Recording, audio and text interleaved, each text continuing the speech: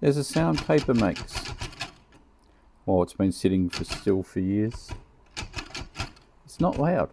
It's not dramatic. It's not musical. It's just that sound, a quiet kind of waiting. We don't really think about it anymore. Paper. We scroll, we swipe, we delete. All that's doom scrolling that we do on our phones. And we call that creative acts, but it's not really, it's just doom scrolling. But paper, well, paper remembers differently. It doesn't refresh the screen, doesn't update with a firmware update. It just holds on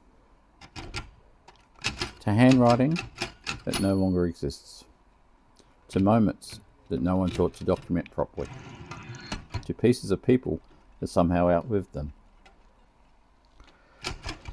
I've got boxes of it. Journals, old photographs, even negatives that go back to the 1960s. And we have receipts in places in a jar, and those places don't exist anymore.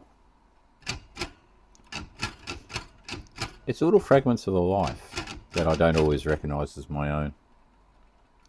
And sometimes I'll open one, not looking for anything in particular. I'll find a version of myself, but that feels like a stranger. It's got the same name, the same handwriting, but it's a completely different person.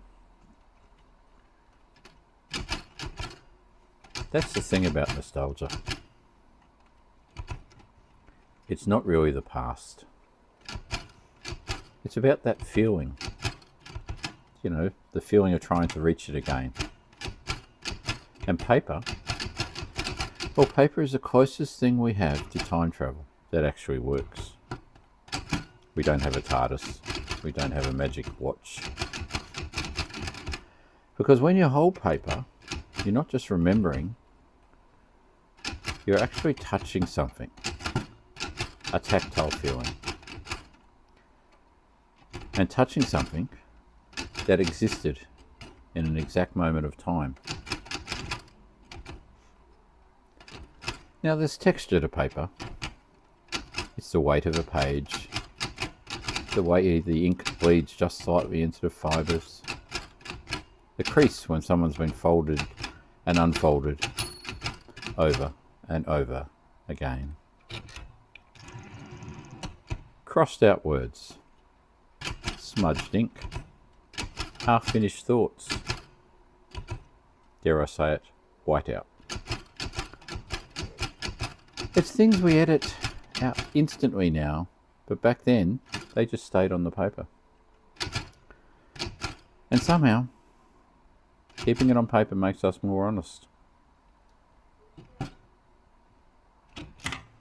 Some of paper, well, it's heavy. It's letters you don't want to read all the way through. Photos, they make you pause on a little too long. Names you haven't said out loud in years. And then there's the opposite. Random, almost meaningless things that somehow matter the most. A shopping list. A note in the margin. A date circled for no reason, or no reason that you can remember. And yet you keep it.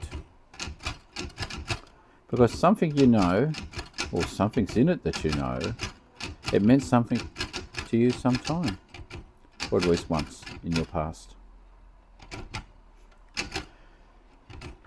Now everything's digital, perfectly stored, full hard drives, perfectly backed up, full portable hard drives, and perfectly forgettable.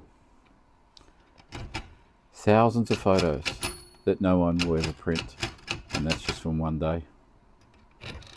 Messages that disappear into endless threads. No one scrolls to the top. Memories that exist, but they don't live anywhere. There's no weight to them. There's no presence. No proof that you were really there. accept a timestamp. Paper doesn't let you hide from that. It shows you who you were, without filters, without edits, without trying to make it sense. And maybe that's why we don't reach for paper as much as anymore. Because paper is too honest. And honestly, well, that isn't always comfortable to us.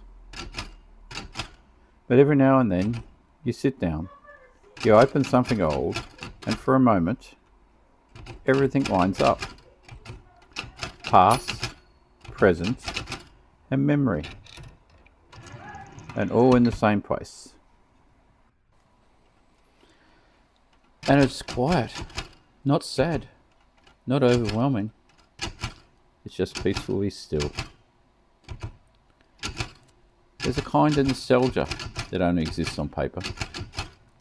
Not because it's better, but because it stayed.